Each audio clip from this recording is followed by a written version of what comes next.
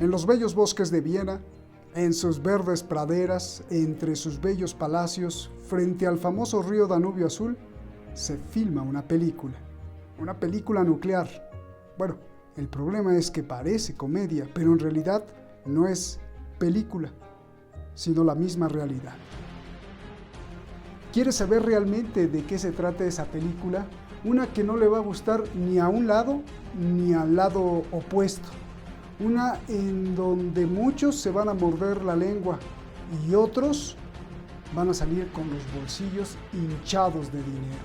Soy Roberto de la Madrid y esto, Detrás de la Razón.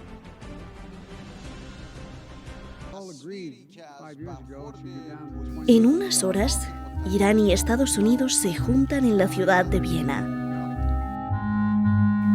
Pero inmediatamente Irán dijo, no vayan a pensar mal, ni crean que nos vamos a encontrar con los estadounidenses. Eso jamás. Estados Unidos dice que envía a sus representantes para renegociar el acuerdo nuclear que Donald Trump pateó. Informan que hablarán con los iraníes, pero en forma de chisme. Te digo a ti para que le digas a él y a ver qué dice él para que me digas a mí, y así como celestinas nos vamos entendiendo. Irán otra vez dice eso nunca.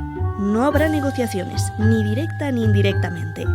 Lo cierto es que iraníes y estadounidenses dormirán en Viena, en la habitación de al lado o en el hotel de al lado. Y quién sabe si en las noches alguno de ellos sea sonámbulo y por casualidad se encuentren. هیچ مذاکراتی رو با آمریکایی‌ها چه به صورت مستقیم چه به صورت غیر مستقیم نخواهیم داشت. ما با کمیسیون مشترک مذاکره می‌کنیم، با کشورهای 4+1 مذاکره می‌کنیم و خواسته خودمون، شرط خودمون رو برای بازگشت به برجام به اونها اعلام خواهیم کرد که خواسته ما و شرط ما این هست که آمریکا اول همه تعهدات برجامی خودش رو انجام بده، همه تحریم‌هایی که گذاشته رو برداره. We've agreed to participate in talks with our European, Russian and Chinese partners to identify the issues involved in a mutual return to compliance with the JCPOA with Iran. ¿Qué pasa en Viena este martes? Irán viaja para encontrarse con los representantes de Francia, Rusia, China, Alemania y Reino Unido como la última llamada de la última llamada para ver qué se puede hacer. Si se puede salvar el acuerdo nuclear o no. La historia ha demostrado que esas conversaciones no sirven porque desde el 2018 que se retiró Trump, ni Reino Unido, ni Rusia, ni Francia, ni Alemania, ni China pudieron hacer nada para salvar el acuerdo nuclear. Solo Estados Unidos es el único que puede salvarlo si regresa a cumplirlo, o Irán si cede. Entonces, ¿qué pasará en Viena? Algunas filtraciones ya dicen que el nuevo acuerdo nuclear dirá no más misiles para Irán. Francia desde el año pasado no quiere que Irán tenga misiles que alcancen a Europa. Rusia y China también han pedido a Irán que deje de enriquecer uranio a niveles prohibidos por el acuerdo y sea prudente. Alemania y Reino Unido también opinan igual y ven con malos ojos que en unas semanas Irán prohíba el paso total y destruya los videos con los que la Agencia Internacional de la Energía Atómica supervisa que no construya armas nucleares.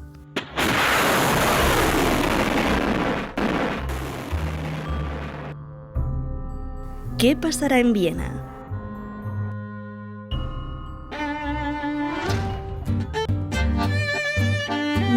No es Medianoche en París de Woody Allen. Esta es Medianoche en Viena.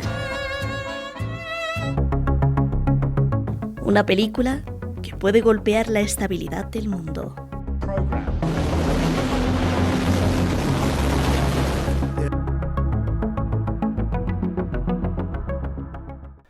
Muchas gracias al equipo de Detrás de la Razón, que además en esta nueva etapa, pues gracias a la tecnología, uno está en un país, otro está en otro país, un editor, muchas gracias, un grafista en otro país y bueno, gracias sobre todo a usted que seguimos construyendo esta red de conciencia, como siempre les repito, no para que usted en detrás busque la verdad, no, al revés, sino para que genere más cuestiones y más preguntas, esté en contra de nosotros, nos critique o esté a favor, lo que sea, eso no importa. Hoy tenemos a dos grandes personajes, a dos grandes que admiro y respeto mucho. Súper analistas, diría yo. Uno es dueño de un think tank que, como siempre le digo, es referencia incluso de Bruselas. Es CAI Center allá en España. Adrián Celaya, un placer saludarte, qué gusto.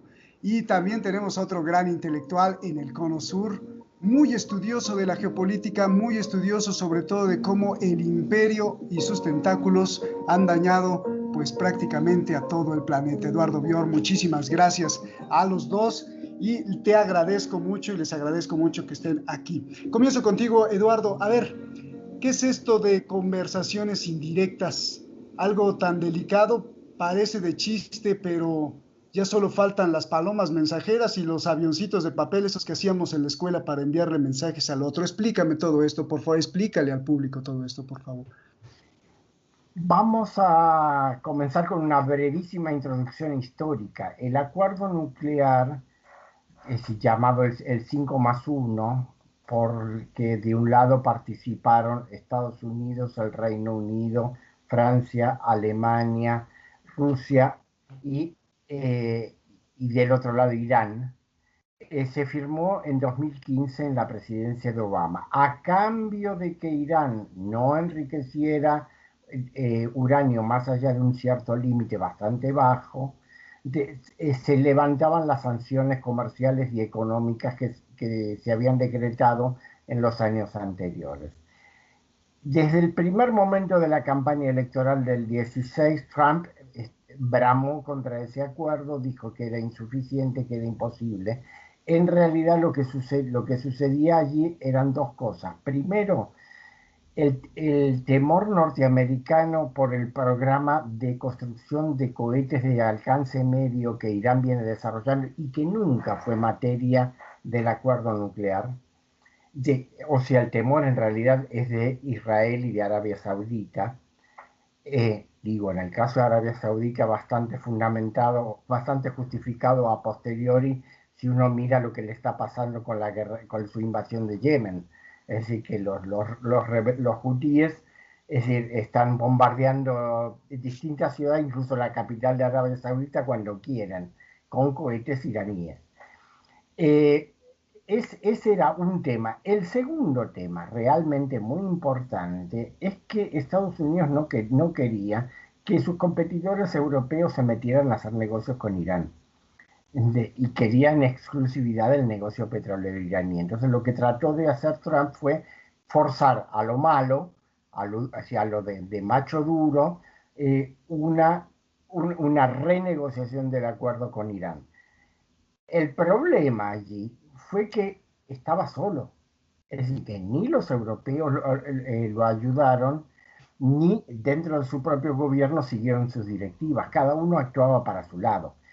La conclusión es que después de subido al gobierno la actual gestión demócrata con Joe Biden y Kamala Harris, la verdadera presidenta, se encuentran de que necesitan volver a hacer pie en Oriente Medio y no tienen con qué.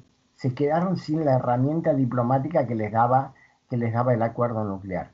Entonces están en la posición absurda de hacer como que no están, pero ponen condiciones. E Irán les dice, si ustedes quieren poner condiciones y discutir algo, entren nuevamente al acuerdo. Después cúmplanlo y después hablamos. Y en eso están. El problema es, por el otro lado, que Irán no puede vivir eternamente sin algún tipo de acuerdo con las potencias occidentales.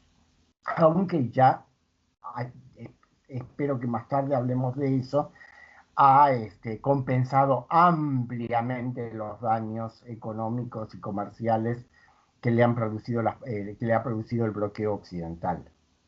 Oye, Eduardo, con lo que dices tú deberías de ser asesor, ¿no? del gobierno iraní, porque lo entendiste perfecto. Si ellos hubieran entendido, pues hubieran hecho al lado a todos y se hubieran sentado a negociar con Trump, porque Trump lo que, como me estás diciendo, lo que quería era el negocio para ellos, ¿no? Y de hecho, si tú recuerdas cuando se levantaron las sanciones en el 2015, lo primero que fue un contrato multimillonario con Boeing para comprar decenas de aviones. Irán iba a comprar, pero de pronto, bueno, también una parte dentro del gobierno de Irán canceló que se compraran cosas a Estados Unidos y solo a Europa. ¿Qué no entendieron ambos, tanto Trump como el gobierno iraní, y no pudieron hacer al lado? Ya explicaste la parte de Trump de que nadie le ayudó, estaba solo, pero Irán, ¿por qué no entendió eso? Bueno, el experto en política interna iraní eres tú, que has vivido en el país y lo conoces profundamente. Evidente, sí, es obvio y eso es público que desde hace años dentro de la República Islámica existen corrientes diversas. Es un sistema político diferente a los occidentales, pero con un intensísimo debate político y estratégico, y que el presidente Rouhani es muy propenso a negociar y hacer concesiones a las potencias occidentales, cosas en las que el guía espiritual, el Ayatollah Khamenei, se niega y le pone barreras y ha limitado. Pero creo que el panorama es muchísimo más complejo que eso. Claro. Bueno, ya en su momento, cuando ustedes me entrevisten, lo explicaré. A ver, Adrián, yo veo que te quedas viendo así como con mucha profundidad. Quiero que me digas qué estás pensando, pero sobre todo te hago esta pregunta. No solo lo de las palomas mensajeras, sino que, y esto lo digo como de broma para hacerlo un poco más divertido y más didáctico, pero sino que están con este cuento desde hace 2 años, tanto Estados Unidos como Europa y también Irán, y no resuelven absolutamente nada. Irán ha dado decenas de ultimátums, hemos hecho programas muchos sobre esto, diciendo, ahora sí, se acabó, ahora sí, y otra vez cede. La última vez incluso el Parlamento de Irán estaba furioso porque aprobaron una ley, los parlamentarios iraníes, de que ya no se podía esperar más a Estados Unidos, pero Irán amenazó y se echó para atrás otra vez, y otra vez les dio 3 meses más. Incluso los parlamentarios querían llevar a la Corte de Justicia al presidente Rouhani por desobedecer. Explícame todo este juego de las potencias con Irán y que se amenazan, pero no pasa nada, y que parece, ahí es mi denuncia, que parece de comedia, pero es súper delicado porque interviene la estabilidad militar y también la estabilidad del pobre pueblo. Por favor. Sí, vamos a ver, con respecto a lo que se está diciendo en relación con estas reuniones de Viena, yo pienso que independientemente de lo que conocemos en los medios, que algún tipo de interlocución seguramente hay, como casi siempre hay entre las grandes potencias en una u otra situación. Yo siempre pongo como referencia el que cuando Alemania y la Unión Soviética se estaban matando a cientos de miles o millones en el frente del este, mantenían negociaciones en Suiza, ¿no? Aunque fuese para aspectos de segundo o tercer nivel, pero mantenían una cierta capacidad de interlocución, ¿no? Entonces, es muy posible que, aunque nosotros no lo sepamos, algún tipo de conversaciones exista de todas formas, ¿no? Bueno, vamos a ver, ¿qué es lo que hay detrás de todo esto? Evidentemente, tenemos que distinguir dos fases. Una fase ha sido, digamos, el periodo de la presidencia de Trump, y otra fase en la que nos encontramos ahora. Y yo creo que son dos fases radicalmente distintas, porque los objetivos estratégicos que se plantean ambas presidencias son radicalmente distintos. Es decir, así como Trump apostó por el America First, que tenía unas repercusiones internas X, pero claramente con unos estilos diplomáticos muy especiales, pero se planteaba claramente objetivos estratégicos de irse retirando del mundo, ¿no? Y entonces esto situaba el contexto de interlocución con países como Irán en un entorno totalmente distinto del de ahora, porque la presidencia actual, al contrario, quiere volver a las estrategias de la época de Obama, que básicamente son plantearse como objetivo mantener, asegurar a toda costa que Estados Unidos mantiene la hegemonía en el mundo. Y para eso utilizar distintas estrategias, que van a ser en algunos casos de mano dura y en otros casos de buscarse amigos, mejorar relaciones con unos u otros países. Yo creo que es ese nuevo contexto el que abre objetivamente, para bien o para mal, posibilidades que antes seguramente no existían en la relación entre Irán y Estados Unidos a corto plazo. Quiero decir que dentro de ese juego de alianzas, Estados Unidos tiene unos grandes enemigos en el mundo. Para mantener su hegemonía, básicamente estamos hablando de China, estamos hablando de Rusia, y dentro del mundo musulmán fundamentalmente estamos hablando de Irán, ¿no?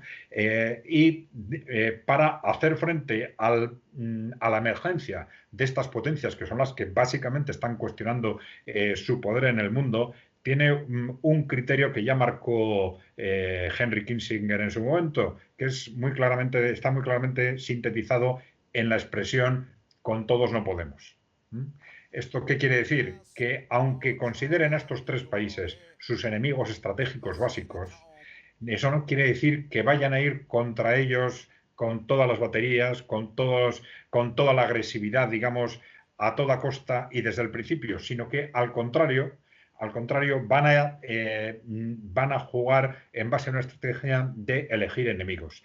Y así como probablemente en el caso de la presidencia de Donald Trump, pues eligió como enemigos a China y a Irán, mientras se intentaba suavizar las relaciones con Rusia. En esta presidencia de Joe Biden se está haciendo de alguna forma al contrario. Es decir, probablemente se está digamos, dando pasos de una altísima agresividad con respecto a Rusia, también una agresividad hasta ahora verbal muy clara con respecto a China, pero van a estar eligiendo las cartas y esto abre posibilidades en las que es muy posible que el nuevo gobierno de Estados Unidos esté tanteando qué tipo de política va a llevar en concreto con Irán, porque es muy posible que, viendo lo que sucedió en la época de Irán, a Estados Unidos le interese, al menos a corto o medio plazo, mantener unas relaciones con Irán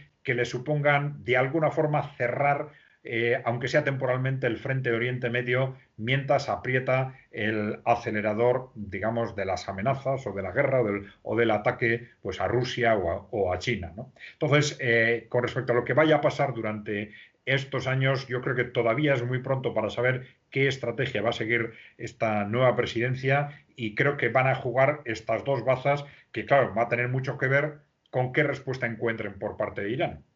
En qué medida Irán entra o no en este juego de acceder a suavizar sus relaciones con Estados Unidos, pues a cambio de proporcionar a Estados Unidos ese entorno más tranquilo en Oriente Medio, mientras Estados Unidos, vamos a decirlo en términos estratégicos, ataca a Rusia o ataca a Irán, o ataca a China, perdón.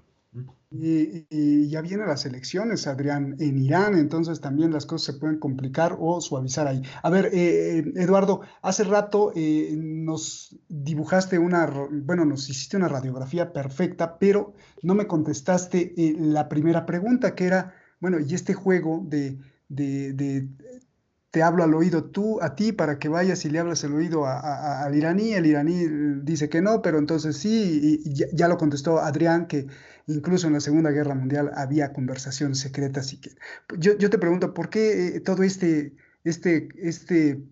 circo y no se sientan frente a frente y se dicen, ¿sabes qué? Es así, punto. O sea, ¿así lo marca la diplomacia? Lo que pasa es que se había roto la diplomacia en gran parte.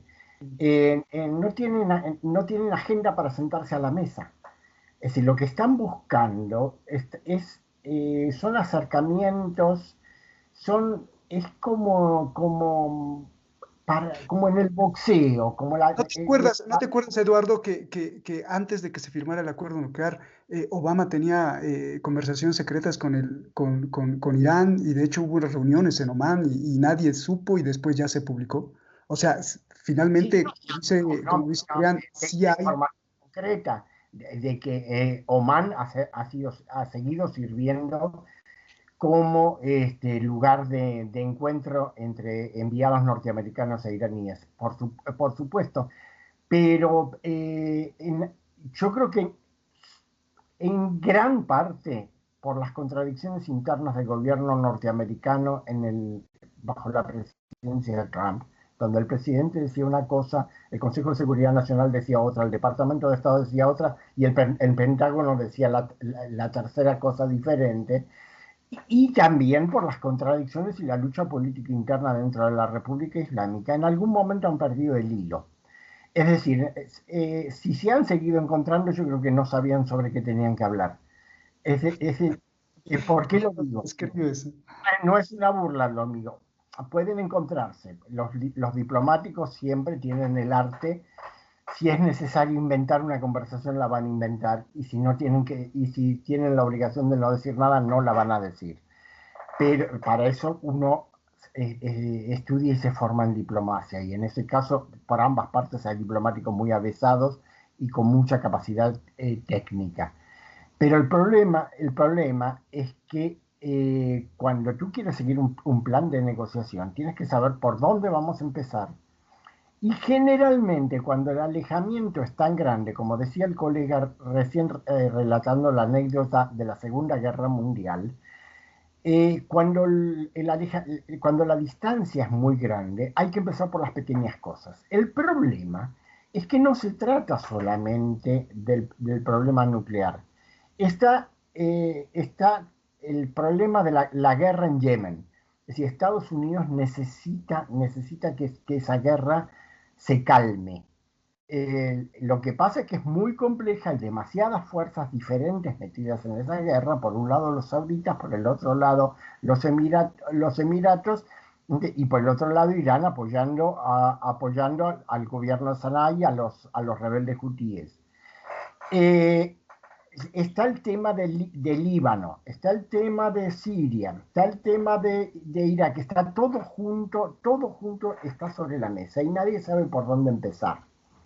Es decir, necesariamente van a tener que encarar el problema yemení si quieren llegar a resolver el problema nuclear. Es decir, porque es una carta muy fuerte que Irán tiene en la mano. Es decir, ha bloqueado el poder de las monarquías de la península durante 7 años ya, con muy poco en realidad. Entonces, en algún lugar hay que empezar a cerrar las fugas de agua para que el cubo se llene. Recién entonces, cuando haya un poco de normalidad y se sepa de que no empiezan una negociación sobre el tema nuclear y de repente Israel ataca la Franja de Gaza e Irán se ve obligado, para apoyar a Hamas, se ve obligado a tomar algún tipo de acción. Es decir, hay demasiados frentes abiertos en la región y tienen que irlos calmando, aquietando un poco para poder conversar sobre el problema nuclear. Coincido plenamente con el colega de que va a ser un tema muy largo, con muchos vericuetos, no libre de la influencia de conflictos, aunque parezca lejano. Esperemos que en el Cáucaso no vuelva a suceder nada, porque eso tendría inmediatamente influencia sobre la región, etcétera. Es decir, hay demasiados conflictos imbricados como para que sea fácil decir, bueno, ¿cuánto uranio me dejas tener a cambio de cuántas inversiones me vas a dar? No es tan sencillo. Bien. Oye, Eduardo, a mí muchísima gente me pregunta, bueno, ¿y qué pasa? Vámonos más a profundidad sin el optimismo de la diplomacia. ¿Qué pasa si en este diálogo en Viena pues ni Estados Unidos, perdón, hace rato sonreí, Eduardo, porque lo describiste perfecto, ese caos que hay tanto en Estados Unidos como en Oriente Medio, en Irán. Muchas gracias. Yo te pregunto, antes de ir con Adrián, Eduardo, ¿qué pasa si en este diálogo en Viena ni Estados Unidos cede, ni Irán cede? Ahora te pregunto, ¿Irán cumplirá su palabra de enriquecer uranio sin límites o será otra vez esta diplomacia de la bravuconada? Pero lo peor, Israel cumplirá su bravuconada de destruir los sitios nucleares que ha estado amenazando, y de hecho pidió presupuesto el secretario de Defensa de Israel de $100 millones para solo planear los ataques contra Irán. O sea, todo seguirá en este juego, circo, diplomacia, o habrá fuego o no hay fuego. ¿Cómo lo ves tú, Eduardo? Primero, vuelvo a insistir en mi coincidencia con el colega. Diálogo va a haber siempre. ¿Qué efectos alcance ese diálogo? Es otra cuestión. Es decir, ninguno de los dos se va a levantar de la mesa enojado y va a maltratar al otro. Se van a despedir muy amablemente y luego las cancillerías y los gobiernos van a decidir. Eso primero. Por supuesto, todos ambicionan, ambas partes ambicionan tener una media palabra del otro para poder seguir conversando. Si nadie quiere volver a casa y decir, no me dijo nada, no me dio nada, no sabemos qué vamos a hacer. Todo representante quiere volver diciendo, bueno, se hicieron los malos, pero yo noté que existe una posibilidad y que si vamos por tal lado se puede seguir dialogando. Eso primero respecto a la técnica de la negociación en un conflicto tan grande, y además no nos olvidemos que en Viena están los representantes de distintas potencias que tienen distintos y competitivos intereses en la región. Es decir, no son lo mismo los intereses alemanes que los británicos o los franceses o que los norteamericanos. Al rato te voy a preguntar eso. Bueno. Respecto a lo que me pregunta sobre Israel. Es un problema. Israel en este momento se ha vuelto muy impredecible.